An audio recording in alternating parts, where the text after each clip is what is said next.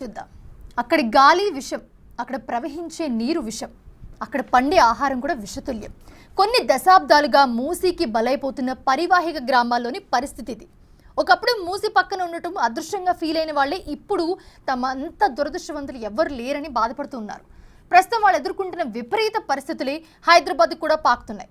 అసలు మూసీ ఇంత విషతుల్యంగా ఎందుకు మారిపోయింది? దాని ఎఫెక్ట్ని హైదరాబాద్ తట్టుకుంటుందా? దీనికి పరిష్కారం ఏంటి? ఈ నీళ్లు పంటల్ని నాశనం చేస్తున్నాయి. ఈ గాలి ఆరోగ్యాన్ని పాడు చేస్తుంది. ఈ నది జనం బతుకులనే సవాల్ చేస్తుంది. మూసీ పరివాహక గ్రామాల్లో నెలకొన్న పరిస్థితులు రోజురోజుకు ఎంత దుర్భరంగా మారుతున్నాయో కళ్లకు కట్టే కథనమిది. ఇప్పుడు మీరు చూడబోయేది కల్పితం కాదు, మనందరి కళ్ళు తెరిపించే వాస్తవం. ఈయన పేరు రాములు. మూసీ పరివాహక గ్రామమైన మక్తా అనంతారం నివాసి.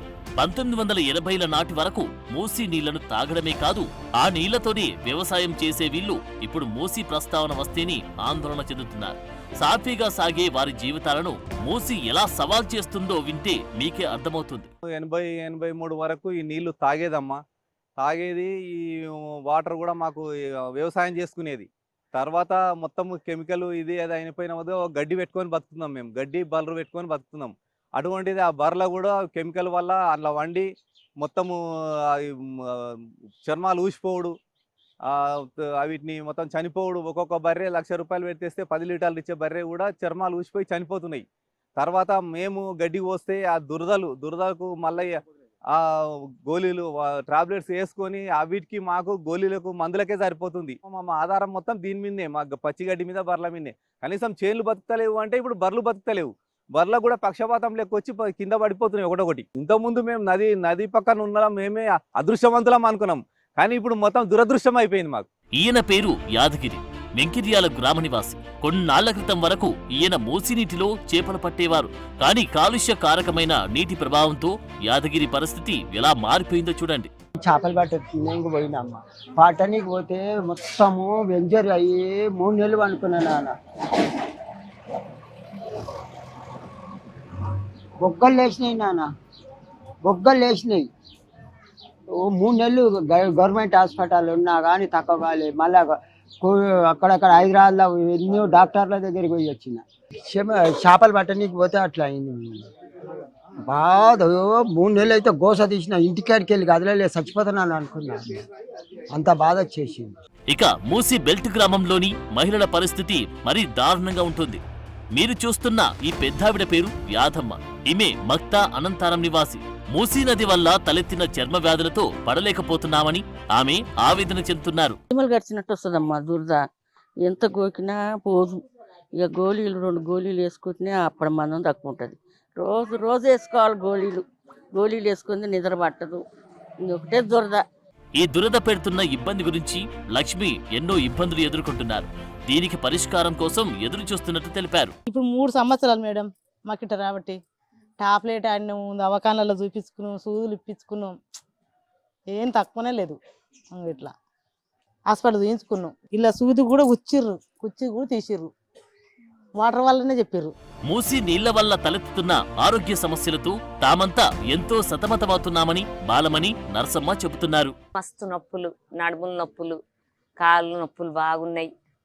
పానం చేతనైతే లేదు. గోలు తెచ్చేసుకుంటా అప్పటి మందం ఒక రోజు పని చేస్తుంది, మళ్ళీ 2వ నాడు మళ్ళీ గోళీ వేసుకుంటేనే పని చేస్తుంది. కొంతమంది ఏమంటారు, ఆ గోళీలు వేసుకుంటే మంచిగా ఉండదు అని చెప్తారు, వేయొద్దు గోళీలు అని చెప్తారు, కిడ్నీల ప్రాబ్లం వస్తుంది అని చెప్తారు.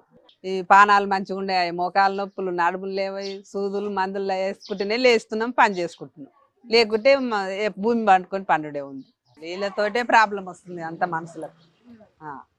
కాలు లేవయా చేతులు గోళీలు వేసుకుంటే జర పానం అలకుండా, లేకుంటే కొట్టి పండ పెట్టినట్టే అవుతుంది పానం. మూసీ కాలుష్యం దెబ్బకు నదీ పరివాహక గ్రామాల్లోని కిరాణా షాపులు కూడా మెడికల్ షాపులుగా మారిపోయాయి.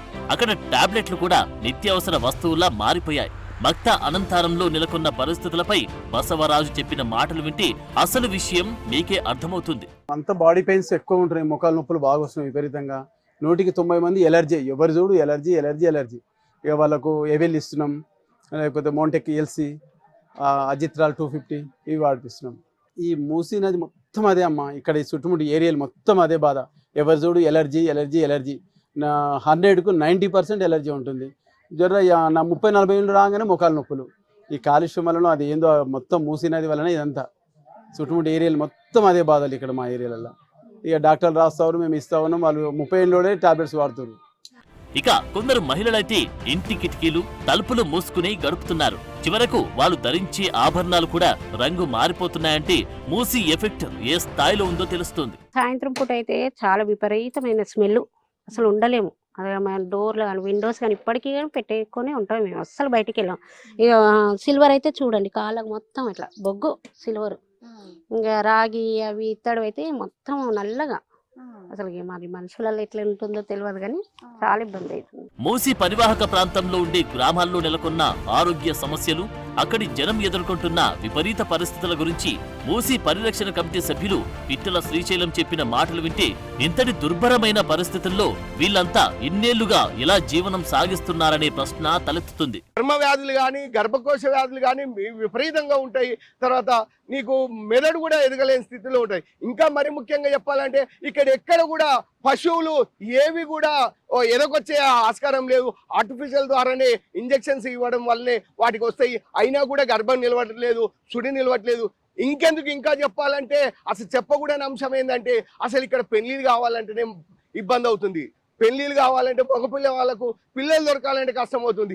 ఎందుకు ఇంత పరిస్థితి ఏంటంటే ఇక్కడ గాలి విషయమైంది, నీరు విషయమైంది, ఆహారం విషయం కావడంతో ఆ ఏదైతే కొత్తగా పెళ్లిళ్ళు అయిన వాళ్ళకు కూడా 3-4 ఏళ్ళు అయినా కూడా గర్భం నిలుస్తలేదు. వాళ్ళకు అంత దయనక పరిస్థితి వచ్చింది. వీటికి అందుకే ఇన్ఫెర్టిలిటీ సెంటర్స్ విపరీతంగా పెరిగిపోయినాయి. ఇంకా ఇది ఇట్నే గనక కొనసాగితే నో మ్యాన్ ల్యాండ్ గా ఏర్పడే ప్రమాదం ఉంది. ఇప్పటికే ఈ కెమికల్ ఇండస్ట్రీస్ లో ఉన్న మన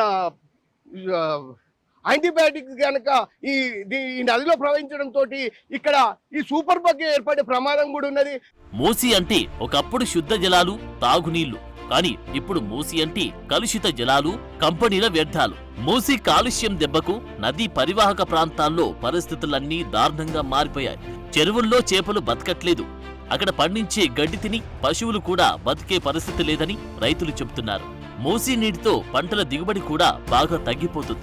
ఒకప్పుడు ఎకరాకు 35 నుంచి 40 బస్తాల వడ్లు పడితే ఇప్పుడు అది సగానికి పడిపోయింది. దాంతో వ్యవసాయంపై ఆధారపడిన రైతులంతా ఆ పనిని వదిలేసి ఇతర ఉద్యోగాల్లో చేరిపోతున్నారు. కాలుష్య కూపంగా మారిన మూసీ రైతుల ఆరోగ్యాలనే కాదు, జీవనోపాధిని కూడా దెబ్బతీస్తోంది.